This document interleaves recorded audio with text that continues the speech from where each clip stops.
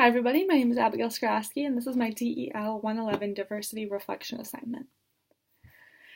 Going through the podcast this week has been really interesting, especially from a perspective of a white female student whose parents are both educators.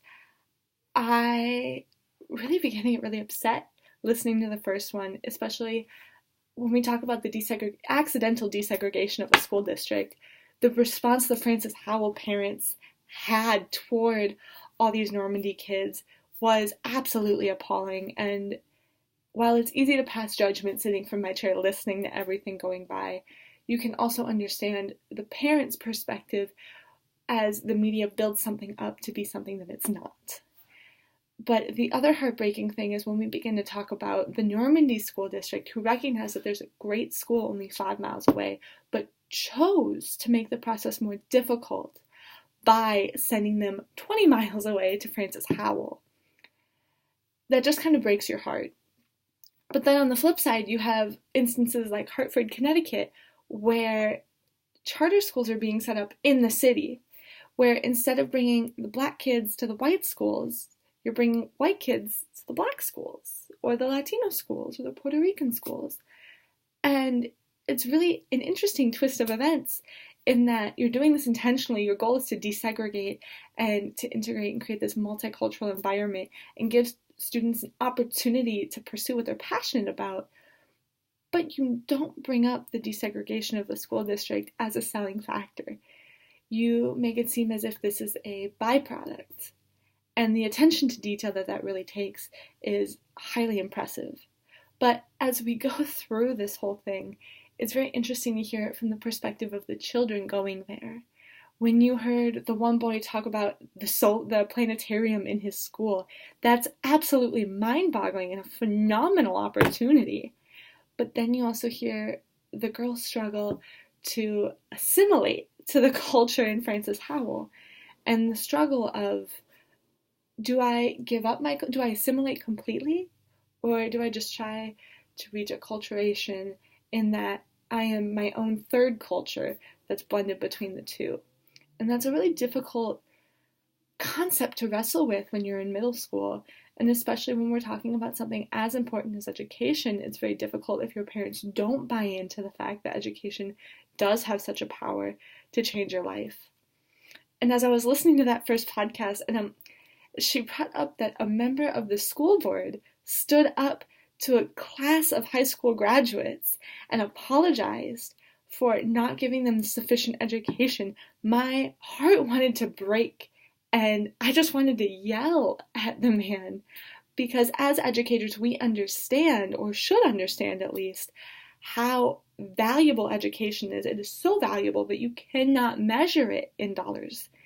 And here is someone who's supposed to represent the well-being of all these students academically, and is apologizing because for 15 years the Normandy School District did not have an accreditation. There were 3 generations of students who entered at 5-year-old kindergarten and left as a high school graduate who never once went to a school that met the state standards. If that's not something to be upset about, I don't know what is, because that's not just robbing them of an education, that's robbing them of potential and opportunities, and it's not right. But the trick with education is you can't just learn it and hold it in. You have to turn it around and apply it to life. Otherwise, what good is that education? And so the question is, how do you flip it so that this doesn't keep happening? And you look at the effect it had on those children who, as African American girls, were trying to learn how to fit into this culture of whiteness, I guess you could call it. The one girl in the second podcast who talked about she wanted to know what white girl wasted was. That's not a term commonly used in my culture, despite the fact that I am a white girl. That is more of a question from the outside looking in. And when you do have such a big difference like that, it's interesting that culture is the first thing you blame. Oh, it's just because they're white. It's fine. Wait, what? It's what? That's not how it should be. And you start looking at these young girls struggling with the prejudice that's been forced on them. It becomes very difficult. And so something as an educator that we can communicate and we can share is that we as individuals have to address our implicit bias, that bias that we have that we might not be aware of, and especially the way Jane Elliott portrayed it in her blue-eyed, brown-eyed experiment. It becomes really clear the effect that that bias can have if allowed to be unchecked. And so to prevent a situation like that from happening, we as educators need to be really clear and intentional with ourselves in that we're not enforcing stereotypes or biases on our classroom. And we also need to be really diligent to not allow it into our classroom in between students. And so what this week has really taught me, it showed me a passion that I have, and it has also shown me what change needs to happen. We need to remember why we're in this. A week ago, we were talking about what makes an educator great. Is this someone who is born to teach, or is it developed? And personally, I arrived at the conclusion it's both. You're born with that heart of compassion, that heart to serve, that heart that says, I want to do everything I can to help you succeed, but I'm going to need you to work for it too. And obviously that's a raw talent that gets refined and put through the fire, almost like an athlete who has skill, but that doesn't always transfer to ability. You practice, you train, you get better.